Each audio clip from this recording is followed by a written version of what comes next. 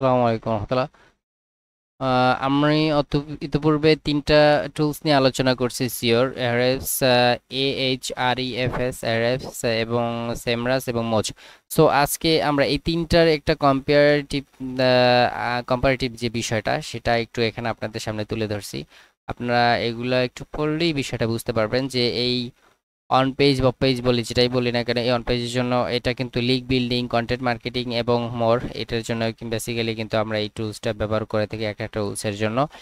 আর আহরাস এই টুলটা খুবই এফেক্টিভ টুল ডিজিটাল মার্কেটার্সদের জন্য, যারা বেসিক্যালি তাদের প্ল্যাটফর্মগুলো আরও ওয়েবসাইটগুলো আরও ডেভেলপ করতে চায়। সো আর অন্যদিকে সেমরাসটা কিন্তু একটা ইন্টারনাল মার্কেটিং টুল, যেটা বেসিক্যালি আপনার বিভিন্ন কোম্পানি বা যে বিভিন্ন বলতে পারি যে রিভেলস, এভ্যালুয়েটিং এফেক্টিভনেস, বিভিন্ন ক্যাম্পেইনস, এগুলোর জন্য আপনার ডিজিটাল মার্কেটারদের জন্য, অর্গানিক সার্চের জন্য, পেইড সার্চের জন্য, ডিসপ্লে অ্যাডভার্টাইজিং এর জন্য কিন্তু বেসিক্যালি এটা ইউজ করা হয়। ওকে, এরপরে আসি মোজ। সো মোজটা কিন্তু মোজ টুলটা নিয়ে তেমন আলোচনা করা হয় নাই, সো এটা নিয়ে একটু বলি। আমি মোজটাও একটা ইন্টারনেট অ্যাপ্লিকেশন। এটা enables companies to monitor the success of their research engine optimization, অর্থাৎ সিওটা সাকসেস করতে এই টুলটাও কিন্তু খুবই এফেক্টিভ প্রভাব রেখে থাকে। এবং এইটা খুবই প্রয়োজনীয় একটা টুল, যেটা বেসিক্যালি আপনার র্যাঙ্কিং, সাবসিকুয়েন্টলি রেজিং এবং অনলাইন এক্সপ্লোর করতে এগুলো কিন্তু এই মোস্টটা ব্যবহার করা হয়। আচ্ছা, এই মোস্টটা কি সেটা একটু আপনাদের, মোস্ট টুলটা কি? Organization can use the internal tool most to monitor their SEO offers and carry out keyword research.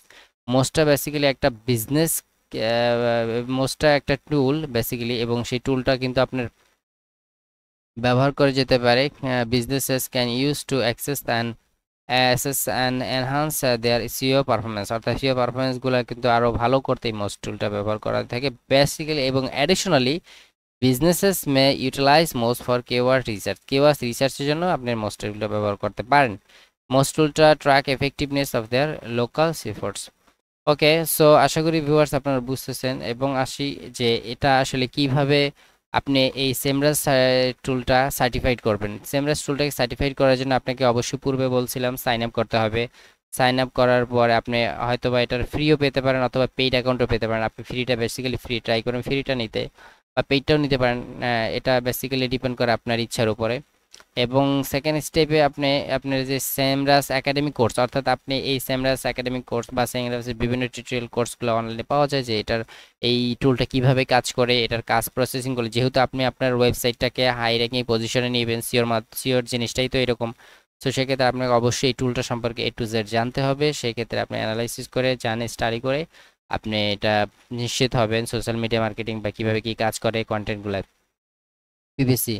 ওকে, এরপর আসি টেক দ্য সেমরাস অ্যাসোসিয়েটস এক্সাম, অর্থাৎ আপনি এই টিউটোরিয়ালের পরে, অর্থাৎ এই কন্টেন্ট এক্সামের স্টাডির পরে আপনি কিন্তু একটা এক্সাম হয়, সেই এক্সামটাও আপনি দিতে পারেন, যেটার জন্য একটা মার্কস আপনি নিতে হবে। সেই মার্কসটা যদি আপনার 70% আপ, ট্রাই করবেন 70% আপ নিতে, সেক্ষেত্রে আপনার বোঝা যাবে যে আসলে এই টুলসটা সম্পর্কে আপনার এক্সপার্ট ভালো হয়েছে।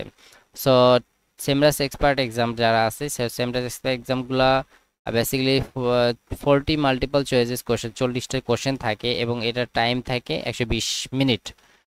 এই এক্সামে পাশ করার জন্য 75% আপনাকে মার্ক পেতে হবে, এবং আপনাকে ওভারঅল সেমরা সার্টিফিকেটটা অর্জন নিতে হবে।